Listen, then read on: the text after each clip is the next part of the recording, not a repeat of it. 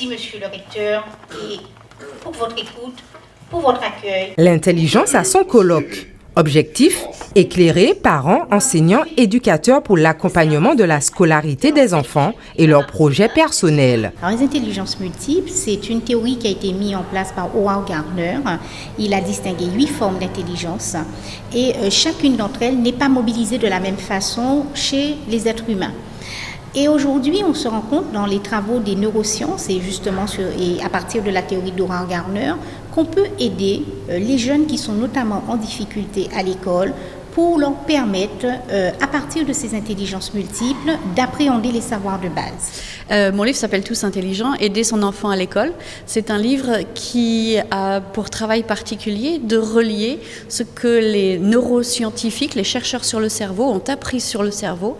Et moi, je me suis demandé comment est-ce que ça pouvait nous aider, nous enseignants, à l'école, en équipe pédagogique, à être sûrs que nos pratiques sont bonnes et neuro-amicales, c'est-à-dire est-ce qu'elles nous mènent vraiment vers... Qu'est-ce qui peut nous mener vers la bienveillance à l'école pour les enfants ?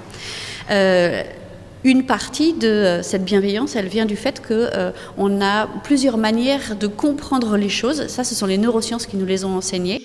Ces dernières années, on assiste au développement des neurosciences, notamment en ce qui concerne l'éducation. Ce colloque vise également à encourager leur mise en application dans les écoles. Donc nous avons commencé cette année à mettre en place l'intelligence multiple dans l'école. Alors on commence à voir les résultats. C'est vrai que c'est encore le début, donc on ne peut pas avoir encore de bilan vraiment, le bilan n'est pas final, mais on voit un petit peu le comportement change. Les enfants sont intéressés, ils ont envie d'apprendre.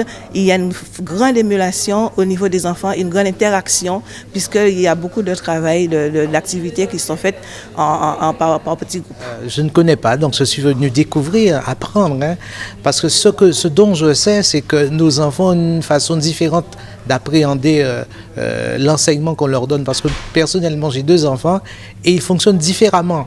Il y en a un qui est assidu à ses leçons, il n'y a pas besoin de lui expliquer comment faire, comment s'organiser. Il y a une autre plus jeune qui, c'est difficile de s'accrocher, c'est difficile de trouver l'angle vers lequel je vais lui dire, bon, il faut que tu prennes patience pour que toutes les informations qu'on va te donner, tout l'enseignement qu'on va te donner vont pouvoir entrer dans ta mémoire. Donc, quand on a des personnes qui sont spécialistes, qui viennent nous expliquer comment faire, eh bien, on n'hésite pas. Comment le cerveau fonctionne-t-il quand il apprend? Comment l'enfant apprend-il? Ou encore comment l'aider dans son apprentissage? Sont autant de questions abordées lors de ce colloque autour de professionnels venus du Canada ou encore de l'Hexagone.